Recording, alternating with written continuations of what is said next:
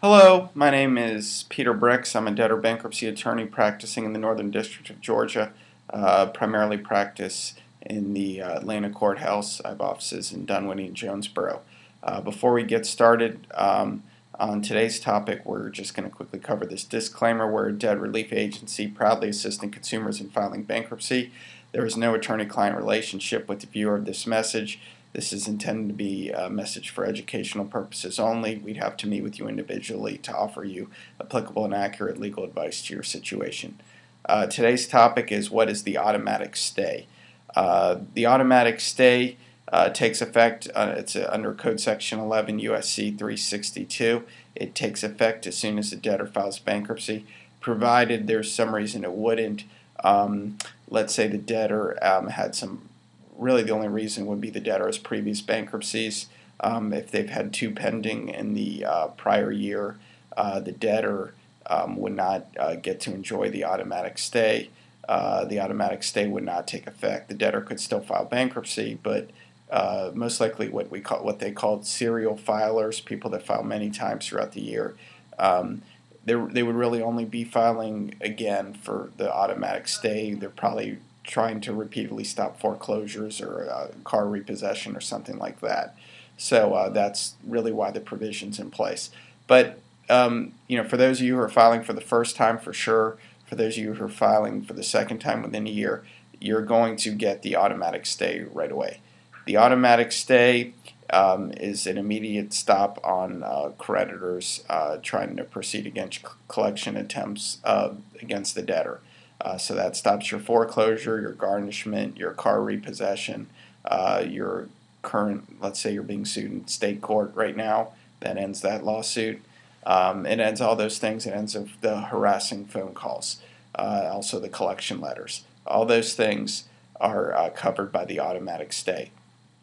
So the automatic stay takes effect until basically, well, first with real property, meaning your house, the automatic stay is going to take effect all the way from the case filing until the discharge, unless the creditor asks for what's called a motion for relief from the automatic stay.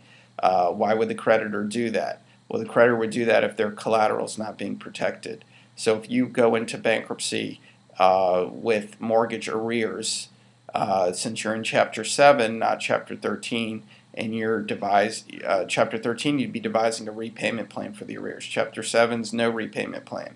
So let's say you're 3 months behind in your mortgage payment before you file Chapter 7 bankruptcy, and the creditor sent you a foreclosure notice.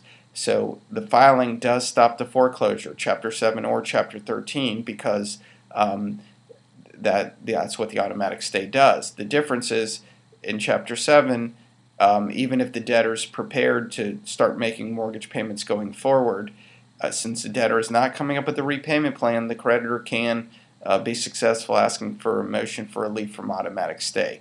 Now, I'm not going to get into whole issues of standing and whether there was a modification in place and was the debtor really in arrears. Let's just, for the sake of argument here, say the debtor is in arrears. They would file what's called a motion for relief from stay. The debtor would be notified.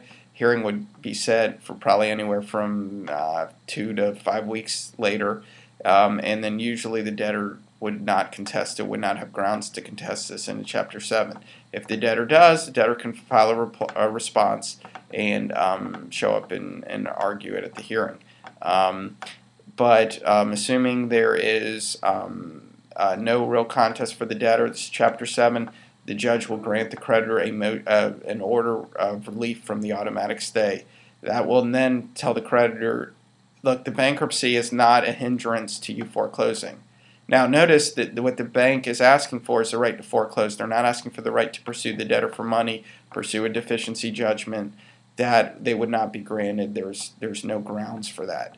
This is all about them getting at their collateral. That's why American Express isn't really going to file a motion for relief from automatic stay, because there is no collateral on your American Express card, most likely.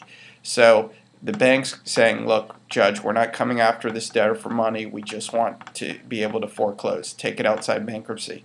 Notice they're just asking for the right to take it outside bankruptcy and foreclose according to applicable state court law. They are not. This is not an order of foreclosure. So the bank might actually not even follow it up with the foreclosure notice. In Georgia, they would have to re-advertise for another month.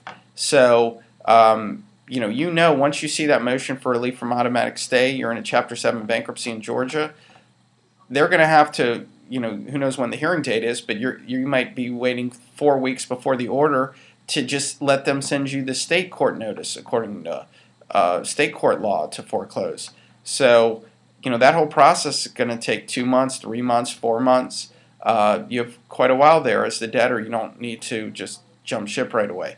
So, Chapter 13 motion for relief from stay would be different because in that scenario, if the debtor walked in with 3 months of arrears, filed bankruptcy to stop the foreclosure, the debtor is devising a repayment plan for the arrears. So the creditor could not right away file that motion for relief from automatic stay. They'd have to wait till the debtor missed their ongoing mortgage payment.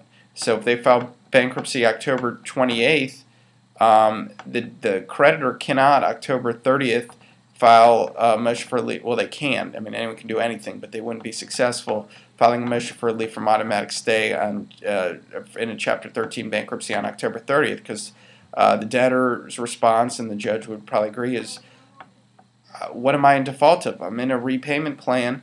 I'm in a plan that calls for me to make the ongoing mortgage payment. Here's the November mortgage payment, and that's all I have to do. All the arrears aren't part of this; they're part of my trustee payment.